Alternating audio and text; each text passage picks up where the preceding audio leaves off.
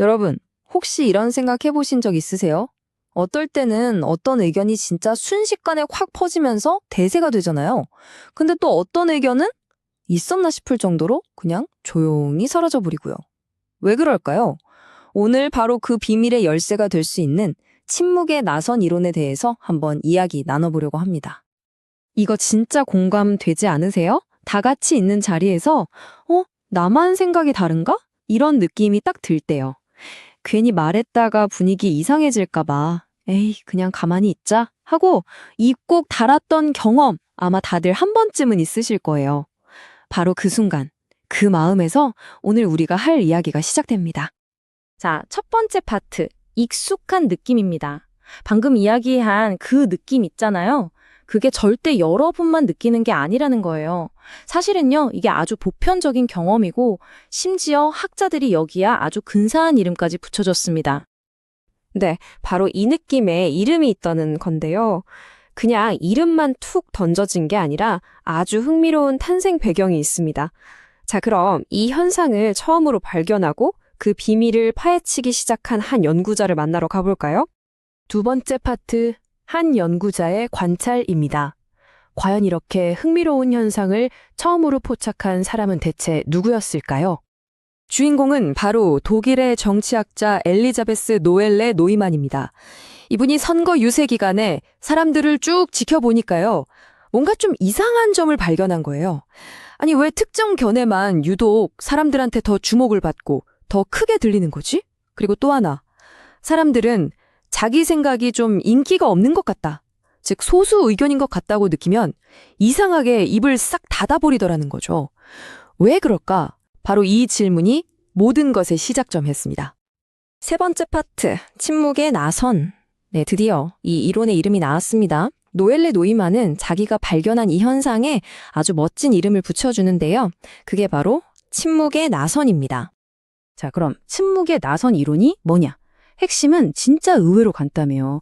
뭐냐면요. 사람들은 자기 의견이 다수의 의견, 그러니까 대세라고 생각하면 아주 자신 있게 막 표현을 해요.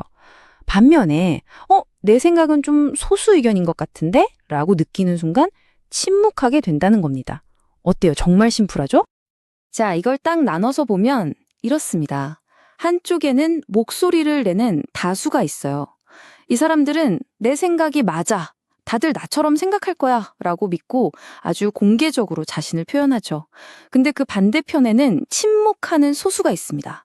이쪽은 내 의견은 좀 인기가 없나 봐 라고 생각하면서 점점 입을 닫게 되는 거예요.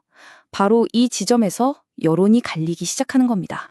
네 번째 파트입니다. 나선은 어떻게 작동하는가? 근데 여기서 궁금한 게 생기죠. 왜 하필 나선이라는 단어를 썼을까요? 이 침묵이 어떻게 또 다른 침묵을 낳고 점점 더 거대한 소용돌이가 되는지 그 작동 원리를 한번 자세히 들여다보겠습니다. 이 나선이 돌아가는 과정은 이렇습니다. 자, 보세요. 1단계. 우리는 끊임없이 주변을 스캔해요. 일종의 여론 레이더를 키는 거죠. 요즘 대세는 뭐지? 다들 어떻게 생각하지? 이렇게요. 그러다가 2단계. 아, 내 생각이 다수 의견이구나 라고 느끼는 사람들은 자신감을 얻어서 더 크게 목소리를 냅니다.